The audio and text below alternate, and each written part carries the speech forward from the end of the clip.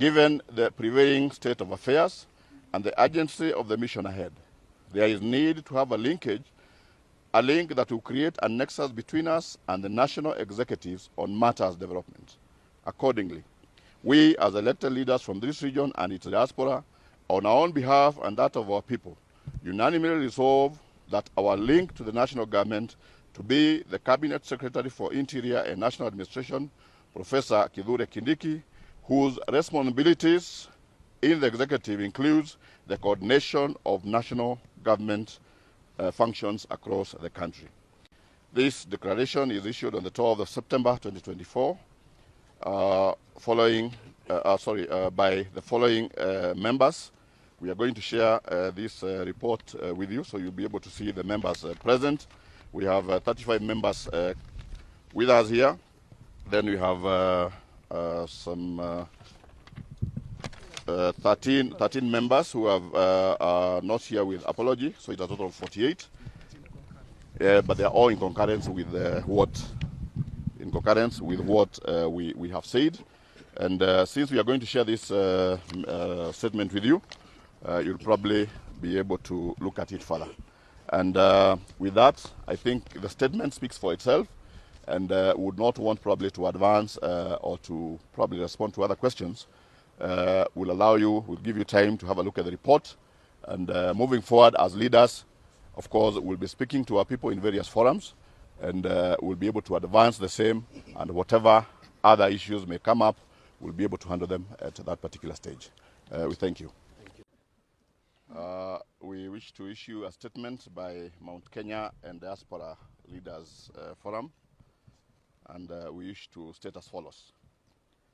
Fellow Kenyans, we stand before you as representatives of the people, leaders comprising of Mount Kenya Parliamentary Forum, committed to advancing legislative and development initiatives to the benefit of the people we represent in the region and those in diaspora. We hereby reaffirm our irrevocable faith in the unity and indivisibility of our region and the nation of Kenya. We come to you in tremendous humility to express immense gratitude and admiration to the people of Kenya and of this region for electing us to represent your interests and for electing the Kenya Kwanza administration with President William Ruto as the leader of our country. And we have resolved that we shall be meeting regularly to take stock of the progress and to review achievements and necessary interventions on critical issues that are of concern to the people we represent. We shall further form a coordinating committee to serve as a linkage between us and the executive in the advancement of people-sensitive legislative and development agenda in our region and region's interests in the diaspora. Exactly 1 day short of today, 2 years ago, on the 13th of September 2022, President William Ruto was sworn in as the 5th President of the Republic of Kenya. His inauguration marks the beginning of a new era, resonating with the hopes and aspirations of many Kenyans who believe in the greatness of our country and the unbreakable bonds that bind the people of this nation together. The hallmark of the 2022 election was a sounding vote of the residents of Mount Kenya for President William Ruto, a first where this region voted almost to a man for a presidential candidate born and raised in another part of the country. We are proud to have contributed to the making of this history. The Kenya Kwanza administration has overseen the country through extremely difficult economic challenges during the past 2 years.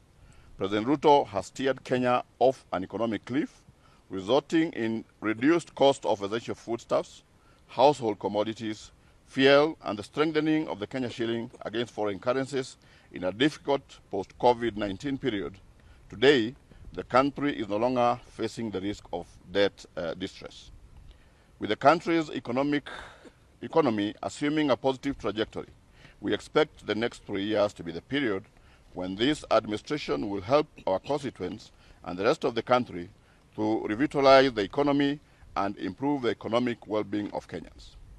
Unfortunately, our effort to consolidate the development needs of the people we represent and canvass for their realization has been frustrated by the lack of a focal point of reference around whom we can channel the interests and priorities of our people to the government for actualization. Instead, the Mount Kenya region has suffered high-octane politics around the fathom unity to support individual and personal ambition rather than the actualization, pursuit, and lobbying of the interests of the constituents. Our attempts to call the region to the orderly prioritization of the development needs of the people has been frustrated by condescending threats of dire political consequences unless we support certain personal interests and ambitions. Yet, time is of the essence, given that we are already under 3 years to the end of the first term of this administration.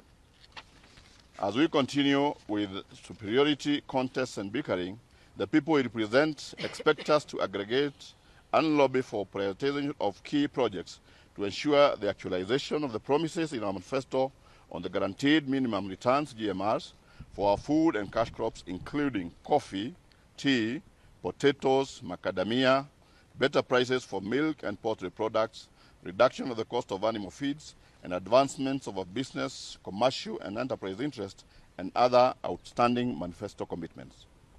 We have also resolved to champion for a favorable division of revenue regime that provides a formula that greatly benefits the people that we represent. The people we represent expect us to pay ahead better prices for their tea and coffee. We are behind schedule in the enactment of legislative reforms critical to the revitalization of key economic sectors relevant to our constituents.